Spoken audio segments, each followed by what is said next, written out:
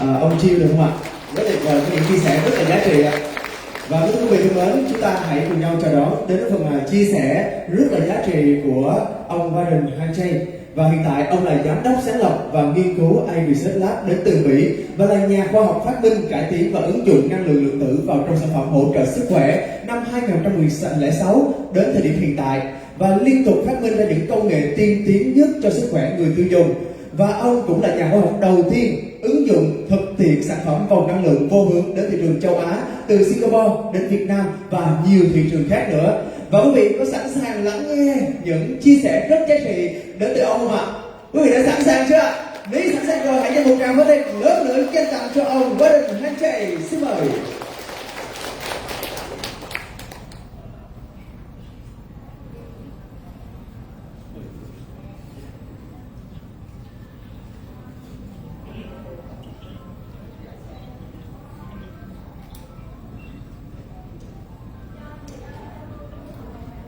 Và để chương trình được diễn ra tốt đẹp nhất, xin được mời quý vị là chúng ta chuyển điện thoại của mình sang chế độ rung hoặc yên lặng để tránh gây ảnh hưởng đến chương trình ạ. Trân trọng cảm ơn quý vị rất nhiều. Và bên cạnh đó thì quý vị quý nào chúng ta mới vào sau thì chúng ta phải ngồi xếp ở phía sau ạ. Chúng tôi có bố trí sẵn khu vực dành cho tất cả quý vị.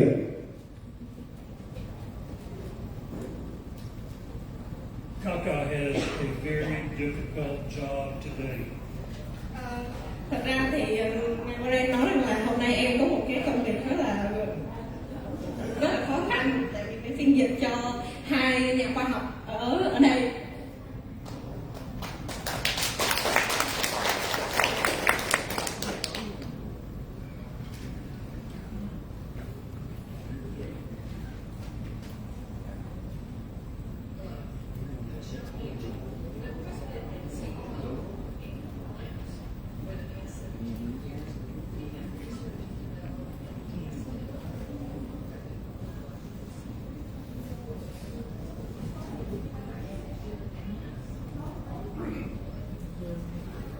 Và quý vị thân mến, ngày hôm nay rất tuyệt vời khi chúng ta mời được ngài Hancheygiam đến đây và từ tận đất nước xa xôi nước Mỹ nửa vòng trái đất, nhưng mà ngài vẫn dành thời gian quý báu của mình đến đây để cùng tham dự chương trình cũng như là chia sẻ với tất cả quý vị những sản phẩm, những giá trị và tinh hoa nhất về sản phẩm vòng năng lượng lượng tử sống vô hướng ạ. Started over.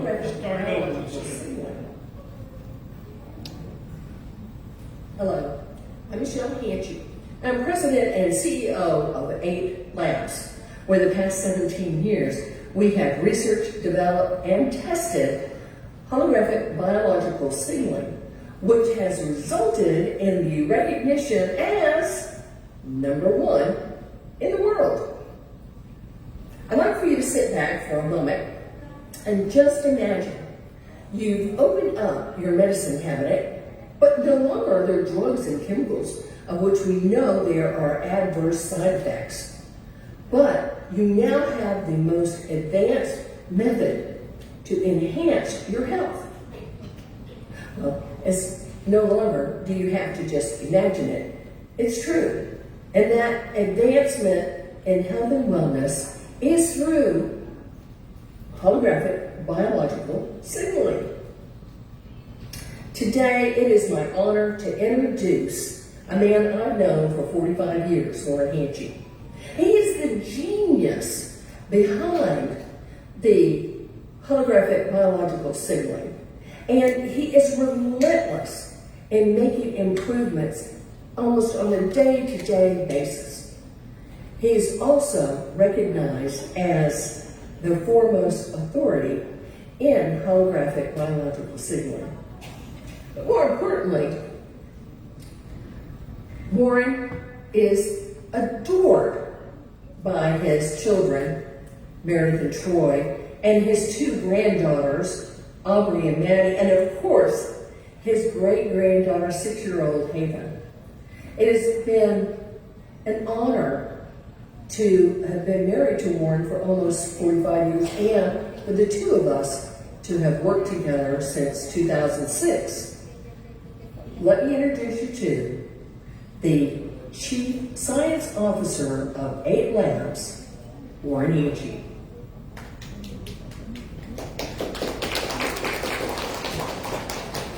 So this is our boss.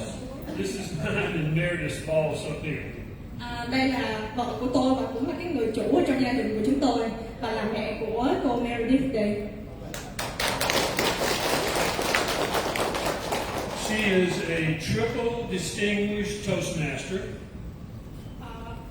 Cô thì có một cái bằng thạc sĩ, Meaning she's much better at public speaking than I am. và vợ của tôi thì thật ra là rất là giỏi trong cái việc là đứng trên sân khấu để chia sẻ, giỏi hơn tôi rất nhiều trong cái việc đó. She spends probably half of her time with charity work, helping those that need a little assistance in life. Và vợ của tôi cũng là một cái người mà làm ở trong cái tổ chức từ thiện và cô dành ra cả đời để giúp đỡ những cái người mà cần cái sự giúp đỡ. Next slide. So, some of the questions from last night. Tối hôm qua thì tôi có một cái buổi trao đổi với lại các nhà khoa học ở đây thì có một vài cái câu hỏi. We will answer in these coming slides. Và tôi sẽ trả lời cái vấn đề đó trong những cái slide ngày hôm nay. The human body has an energy field. Cơ thể của chúng ta thì nó có một cái dạng năng lượng. So the body is communicating with its environment constantly. Và cơ thể của chúng ta trao đổi với lại môi trường một cái cách gọi là liên tục. How do we know this? Thì làm sao mà chúng ta biết được cái việc đó? Published studies, you could go to this reference on EPUB 2016 that explains the human biofield.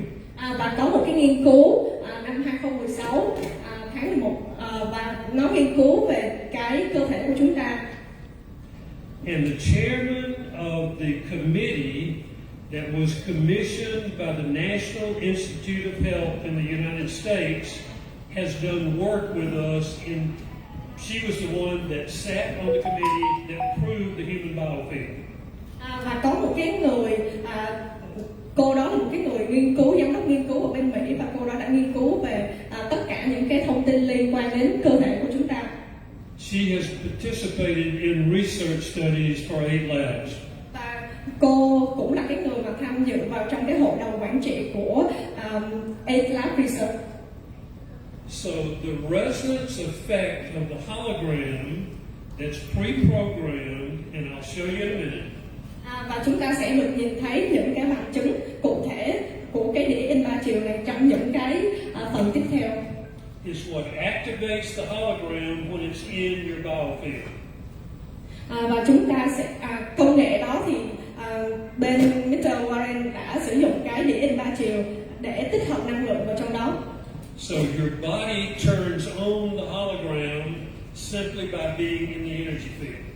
Và cái cơ thể của chúng ta cũng hoạt động với những cái từ trường năng lượng. Next slide. So we have done hundreds of studies on live blood. Chúng tôi đã nghiên cứu hàng trăm ngàn những cái nghiên cứu về cơ thể và về sức khỏe. You're doing a great job, by the way.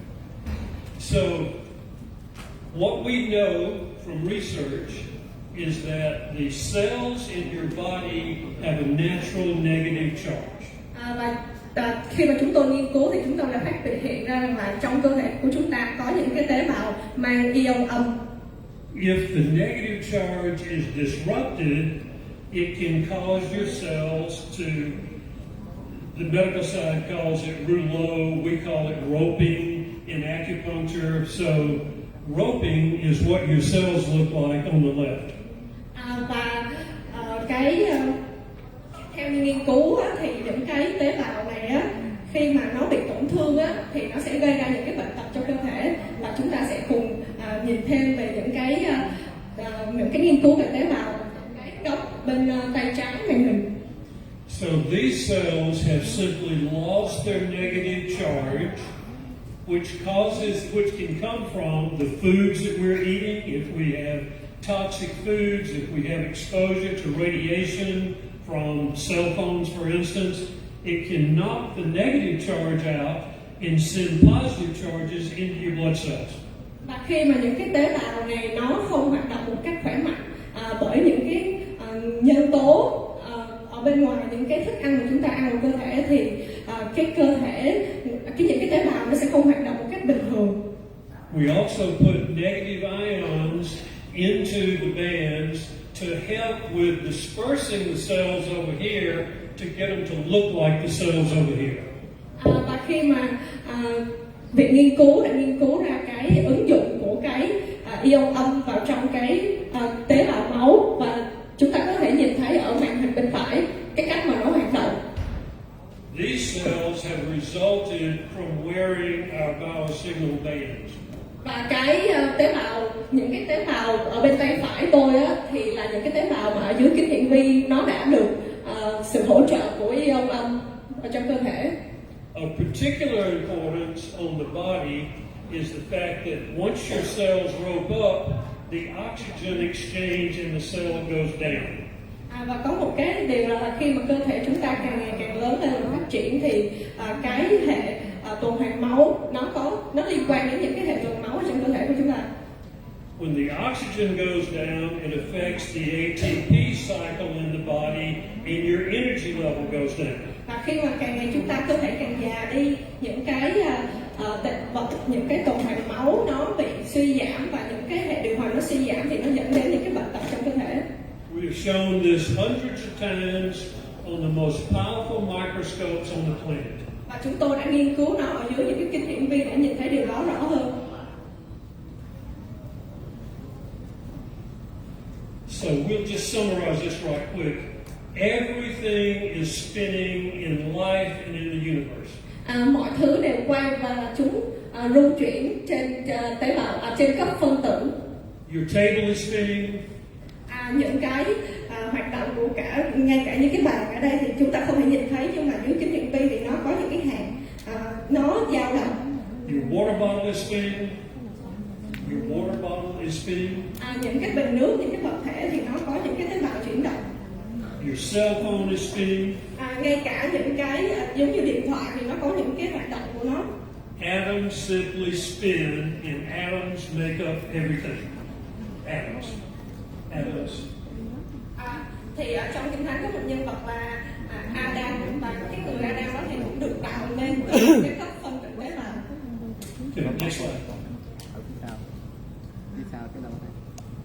So this is how you're able to put an anti-photon signal into the hologram. And nobody has seen this. You can go on Google, you can try to find this, and you will not find it outside Blessings Wave and one more company. Khi mà chúng ta muốn biết thêm về cái cách hoạt động mà những cái photon đó di chuyển ở trên cơ thể, thì nó được cái viện nghiên cứu đã có những cái bài nghiên cứu liên quan đến cái việc đó, và thực ra chúng ta sẽ không dễ tìm ở trên Google hay là trên YouTube. No other wristband company would ever show this because they have no ability to create this reaction. Và cái việc mà khi mà chúng ta truyền photon từ vũ trụ để chuyển vào trong cái đĩa ba chiều của chúng ta, thì có rất nhiều công ty hiện tại không làm được cái việc đó, và chỉ có công ty của Mr. Warren là làm được cái việc đó. The yellow line is a photon transmission into the universe. Khi mà chúng ta nhìn lên trên cái màn hình này thì có những cái dạng sóng màu vàng, và chúng ta hiểu nó là đại diện cho photon. Khi mà chúng ta truyền, nhà khoa học người ta chuyển nó vào trong cái vũ trụ. So that photon is going time forward into the universe. Và khi mà nhà khoa học người ta đã có một cái công cụ để người ta truyền cái dạng photon này gửi lên vũ trụ. The blue line is showing an anti-photon reverse that's coming back from the universe. Và cái sóng màu xanh mà chúng ta có thể thấy ở đây là một cái sóng, một cái dạng sóng photon mà được chuyển từ vũ trụ về ngược lại cho chúng ta. The anti-photon coming back from the universe has a scalar component, actually a longitudinal scalar component. Và khi cái sóng năng lượng đó, sóng năng lượng photon được chuyển từ vũ trụ về lại trong cái máy thu của nhà khoa học thì nó tích hợp được cả cái sóng năng lượng vô hướng.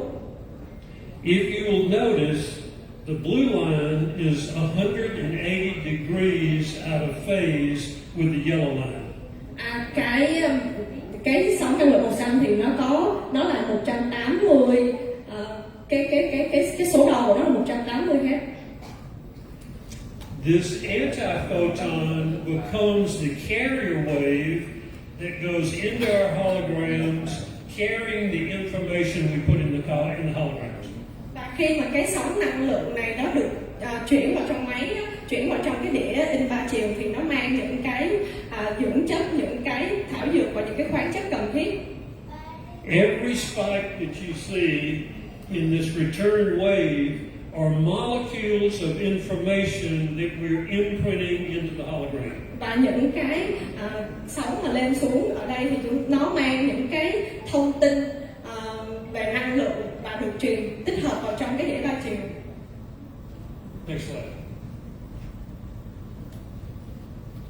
This is something that I doubt you have ever seen in any publication, period. Tôi có thể nói rằng là đây là những cái nghiên cứu mà chúng ta ít có thể nhìn thấy ở trên mạng xã hội. Inside the scalar field that we create, it carries molecules that are going into the holographic structure. Ở trong những cái sóng năng lượng vô hướng thì nó mang những cái phân tử và được tích hợp vào trong cái đĩa in 3 chiều. These are molecule packets that go through the hologram, leave its signature in the hologram, and go on to the next 1,000 holograms. Và đây là những cái phân tử mà được tích hợp ở trong cái sóng năng lượng vô hướng và nó mang những cái dạng năng lượng liên tục chuyển động. By using potential antiphotons as a carrier wave, we could literally send information through materials all the way to the back of this building. Khi mà chúng ta có một cái máy đo lường thì chắc chắn chúng ta có thể nhìn thấy được những cái dạng năng lượng chuyển động ở khắp cả cái tòa nhà này. We're programming over 200,000 holograms a month right now. Và công ty thì đang sản xuất ra hơn 200.000 cái sản phẩm để in 3 chiều. As part of our process, and we talked about this last night, we use geometric patterns. Ở trong những cái mẫu hình học ở trong tự nhiên thì Lap đã tạo ra cái hiệu ứng và năng lượng trên cơ thể dựa trên cái đĩa in 3 chiều. When we started our business 16 years ago, in testing we found that the 8 has a powerful impact on the body, the number 8. Và khi chúng tôi nghiên cứu từ nhiều năm về trước thì chúng tôi phát hiện ra là cái con số 8 nó có một cái gì đó liên quan đến cái cơ thể của chúng ta. When we added a second 8 on top of the first 8, which is the infinity sign, the signal on the body became even stronger. Và khi mà chúng tôi đã tích hợp hai cái con số 8 lại và để trở thành một cái tín hiệu như vậy thì nó mang lại một cái tín hiệu mạnh hơn để truyền vào cơ thể. Then we added the octagon on top of the 8. Và chúng tôi đã thêm một cái ký hiệu khác ở trên cái đĩa in 3 chiều đó. And a 12-sided star. Và có cả một cái hình ngôi sao. The interesting thing about the octagon is every Singapore dollar has an octagon shape to the dollar. Singapore dollar. Every Singapore dollar. Khi mà chúng ta nhìn vào trong cái đồng tiền của người Sinh đó, thì chúng ta cũng có thể nhìn thấy được cái ký hiệu mà người ta khắc lên đó, nó mang một cái biểu tượng gì đó. Every religion has numerous references to the number 8. Và có rất nhiều tôn giáo cũng đã nghiên cứu về cái con số 8. And we have physically tested the effect of these geometric patterns. Và công ty chúng tôi, cái viện nghiên cứu của chúng tôi thì cũng đã tập trung vào nghiên cứu để những cái công dụng của cái số 8 này trên cái sức khỏe của con người. We even went so far as to send this design and this hologram to the remote viewing department with the CIA in the U.S. government. Và chúng tôi cũng đã có một cái mong muốn, đó là cái địa in 3 chiều này nó sẽ được cái bộ khoa học của bên Mỹ được chứng nhận. We asked them to send back their research on our design, and they only offered one change in the design, which we then made. Và khi mà chúng tôi gửi những cái nghiên cứu đến cái phòng, cái viện nghiên cứu ở Hoa Kỳ, thì họ đã gửi lại một cái nói chung là một cái phản hồi. Remote viewing means that this team of people can sit at Langley in Washington, D.C. and look into other countries without ever going to the other countries. Ông cũng nói về cái gọi là khi mà những cái sóng nó truyền từ cái nơi xa thì chúng ta chỉ cần ngồi ở một chỗ, và cái sóng khi mà ở một cái nơi rất là xa thì nó cũng có tác dụng lên trên những cái cơ thể, những cái sự việc xung quanh chúng ta. So how do we know that the claims that we're making are actually working on the body? Vậy thì có một cái câu hỏi là làm sao mà chúng ta có thể biết được rằng là tất cả những cái này nó hoạt động trên cái cơ thể và trên cái sức khỏe của chúng ta. This study on the left, which was actually presented at a national conference in the United States and published. Cái này là một cái bài báo mà đã được như là được công bố ở trên cái tờ báo ở bên Mỹ, bên Hoa Kỳ. Was a test for a condition that we call DOMS, D-O-M-S.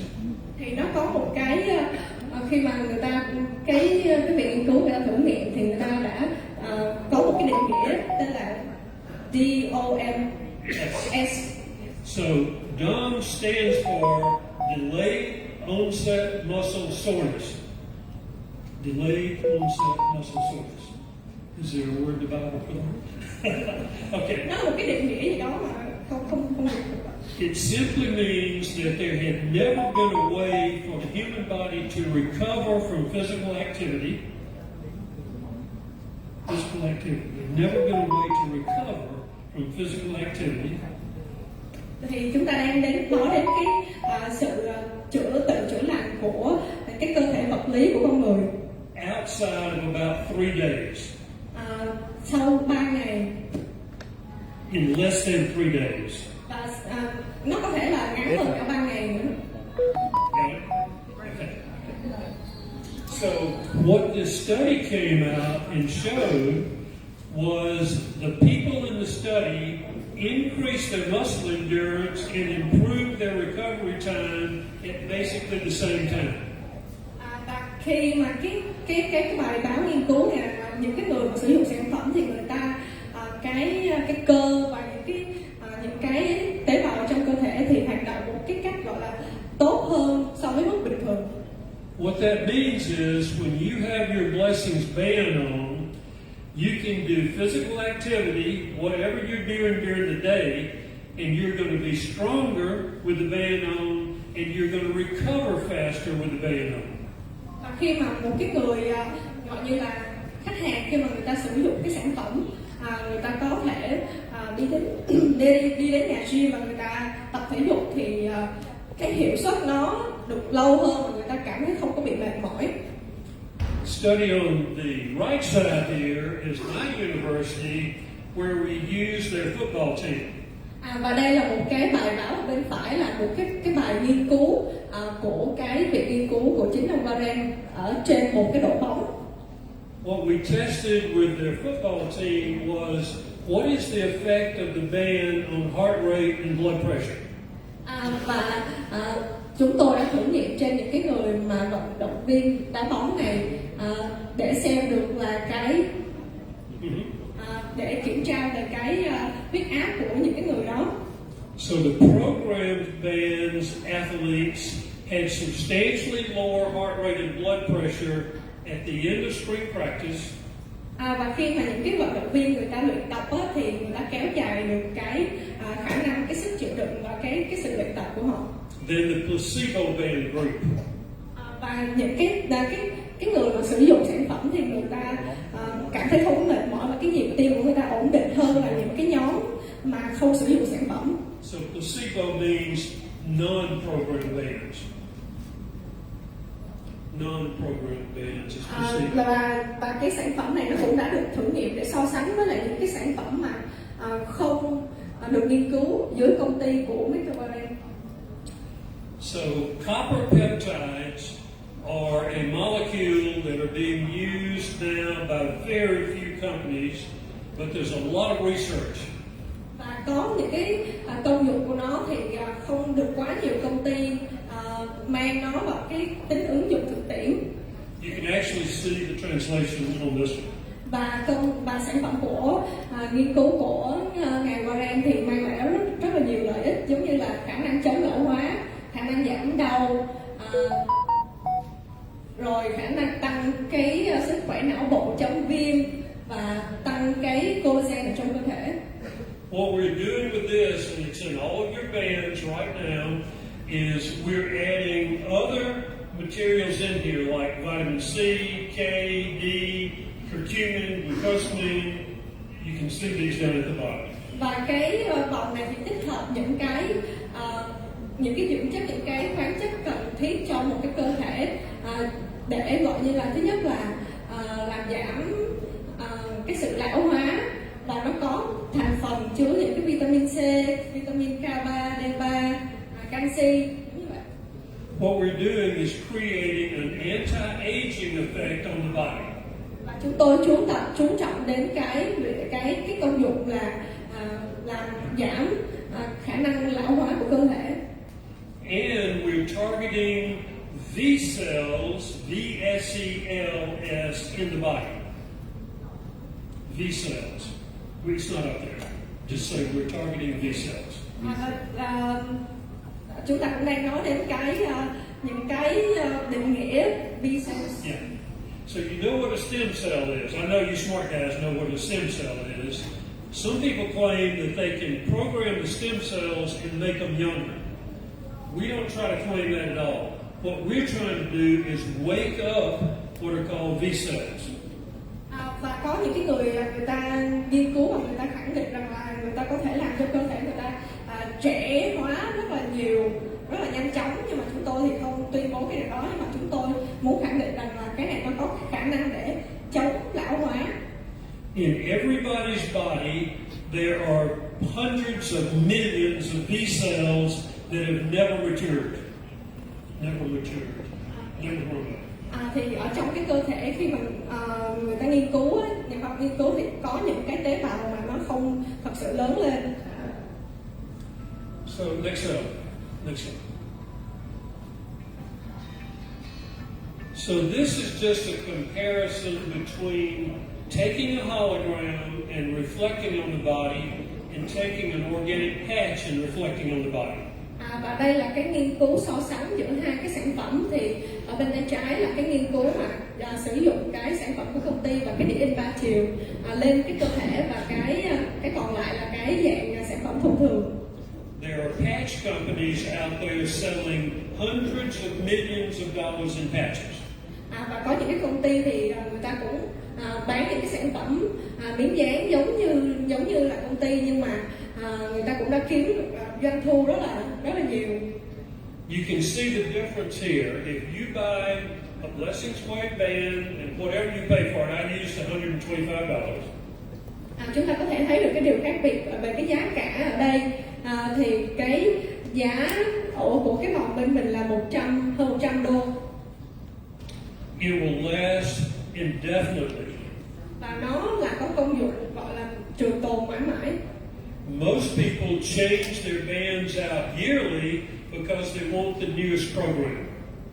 Có rất nhiều người khi mà khách hàng người ta mua sản phẩm thì người ta muốn thay đổi những cái mới hơn, những cái công nghệ tân tiến hơn. So the hologram, excuse me, looks great, classy look. It's built with biological signals. The patches are very expensive. You pay this every month. Has a useful life of 12 hours and they're not so pretty. Và cái sản phẩm bên Mr. Warren thì nó được gọi là công dụng, nó là mãi mãi không bị mất đi và nó được trường tồn mãi mãi, và cái giá thành của nó cũng rẻ hơn, cái thiết kế của nó cũng đẹp hơn. So the geometric pattern alone makes a hologram much more effective than a patch. Và cái địa in 3 chiều thì nó làm cho cái công dụng của cái sản phẩm nó được cải tiến rất nhiều so với những cái sản phẩm khác. So the ultimate way to test what a product is doing on the body is through genetics. Genetics. Genetics. What's the word for genetics? Genes. Your genes. Your genetics. Okay. So the ultimate way to test the effect on the body is through genetics. Khi mà cái cách tốt nhất mà để kiểm chứng những cái công dụng của sản phẩm đó là kiểm chứng trên những cái gen của con người. To test genetics, you have to look at your blood and then get a report back that tells you what your biological age is versus your chronological age. Và khi mà chúng ta muốn kiểm tra thì chúng ta phải nhìn vào trong những cái tế bào máu của cơ thể để xem cái cách hoạt động của nó trên những cái tế bào máu của con người. So I'm more exposed to our signals than anyone because I'm constantly in the lab. So here's what happened when I sent my blood off to a genetics testing lab. Và tôi cũng đã gửi cái mẫu máu của tôi để đến cái phòng thí nghiệm để xét nghiệm. Và đây là cái video chúng ta có xem. So the results came back, and out of 100,000 people that were tested by this lab, I was out here with one of the biggest differences between my biological age and my chronological age of the 100,000 people in the study. Và khi mà tôi gửi cái mẫu máu của tôi để thử nghiệm và so sánh với những cái người khác ở bên Hoa Kỳ thì cái mức độ mà phát triển khỏe mạnh nó là vượt bậc so với những cái người cùng độ tuổi với tôi. So if you look at competing products and you try to match them up with our blessings bands, you're not going to find any testing like this. Và khi mà chúng ta thử tìm hiểu về cái sản phẩm này ở trên internet thì chắc chắn chúng ta sẽ không thấy được những cái thí nghiệm thực tế như ngày hôm nay mà tôi đã show ra. Alright, here's something that is relatively new over the last couple of years. A lot of research into semaglutide. Và ở bên Hoa Kỳ thì cũng đã có một cái gọi là chứng nhận về cái chất tên là semaglutide. The research was basically based on diabetes. Và cái nghiên cứu thì người ta chú trọng vào cái đề tài là những cái người mà bị bệnh tiểu đường. They were trying to find a way to control blood sugar in the human body. Và họ tìm đủ mọi cách để kiểm soát cái lượng mỡ máu và cái huyết áp ở trong cơ thể. And this is all approved research in the United States by the FDA. Và đây là tất cả những cái công dụng của semaglutide mà được cái bộ nghiên cứu FDA của Hoa Kỳ chứng nhận. So what they surprisingly found in trying to deal with blood sugar was they found it had an effect on weight loss. Và khi mà người ta những cái việc nghiên cứu thì người ta đã phát hiện ra được là cái chất semaglutide này là nó giúp cơ thể để giảm cân một cách hiệu quả. Roughly 70% of the U.S. population right now is considered obese. Overweight. Là 70% dân số của Hoa Kỳ thì đã được gọi như là đã bị xét vào cái nhóm là những cái người béo phì. The cool thing is that Timothy Garvey at the University of Alabama, Birmingham, is 2 hours from our lab in Atlanta. Và cái việc nghiên cứu về cái chất semaglutide này á, thì nó rất là gần với cái phòng thí nghiệm của Ren ở bên Mỹ. So the top researcher in the world is literally close enough for us to get information on his newest research. Và viện nghiên cứu Lab của Mr. Warren thì có đủ cái sự trao đổi thông cái việc nghiên cứu về cái chất semaglutide ở bên Hoa Kỳ. So again, how can we prove the statements we're making work? Next slide. Làm sao mà để chúng ta chứng minh được cái việc là cái chất đó nó thật sự có công dụng? Stand up, Mary. Đây là con gái của tôi, xin mời cô đứng lên.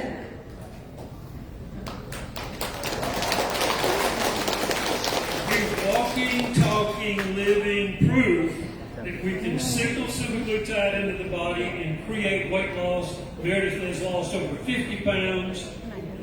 Và đây là cái bằng chứng sống mà chúng ta có thể thấy được rằng là cô đã sử dụng sản phẩm mà có tích hợp cái chất semaglutide để hỗ trợ giảm cân, và cô đã giảm được 50 pounds is how many kilos? 35 kilos. 35. 35 cân. 35 cân. Now, let me qualify that to say that Meredith goes to the gym every day. She's very careful about what she eats. She's got a great attitude and a lot of knowledge on nutrition. Cô Meredith đây thì cũng rất là cẩn thận với cái chế độ sinh hoạt mỗi ngày của mình, đi đến nhà gym và ăn uống một cái cách lành mạnh. She is so conscious of physical activity that she has a tracker on my phone. Cô cũng có cái gọi như là cái app trên điện thoại để theo dõi cái cân nặng của mình. If she sees me drive by the gym and not stop, she sends me a text message and says turn around and go back to the gym. Và cô cũng kiểm soát cái việc là đi tập thể dục mỗi ngày của cả cô và cả cha của cô, thì mỗi ngày cô đều nhắc nhở rằng là họ phải đi đến nhà gym mỗi ngày để tập thể dục. So I don't go to the gym every day, but with her pushing me, I at least get there 3 times a week. Và với cái sự thúc đẩy của con gái tôi thì mỗi tuần tôi cũng đã đi đến nhà gym để tập thể dục 3 lần một tuần. Here's another huge problem with everybody on the planet, and it's called EMF radiation from cell phones. Và có một cái vấn đề rất là đáng để chú tâm và lưu ý, đó là cái vấn đề là tất cả mọi người đang sử dụng điện thoại và nó mang lại những cái sóng không có ích cho cơ thể của con người.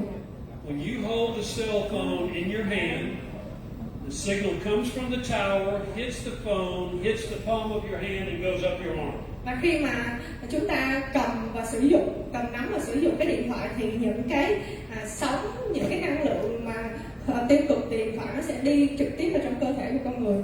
The radiation up your arm ropes up your red blood cells, lowering the oxygen that then lowers the ATP, so you have less health when you're holding a cell phone in your hand.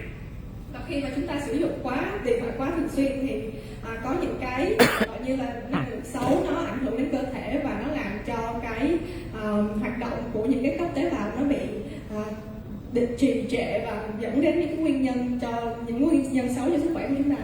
Or for that matter, if you have your cell phone in your pocket, it's also affecting you. Và ngay cả khi mà chúng ta đặt điện thoại vào trong túi quần, túi áo thì cũng ảnh hưởng xấu đến những cái vấn đề sức khỏe. You cannot block EMF radiation. Và không có ai có thể gọi là tìm cách để ngăn chặn những cái sóng năng lượng xấu đó để ảnh hưởng đến sức khỏe, ảnh hưởng xấu đến sức khỏe. There are 100 products out there right now saying put our gadget on your phone and you'll be safe from EMF radiation.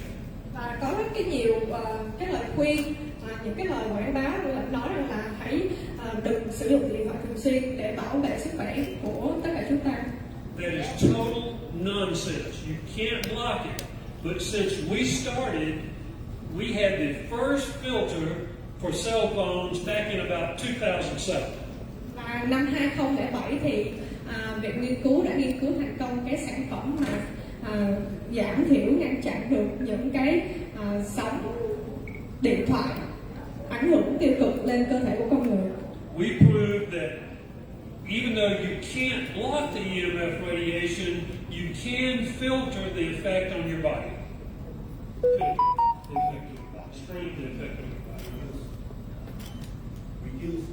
Reduce the effect on your body.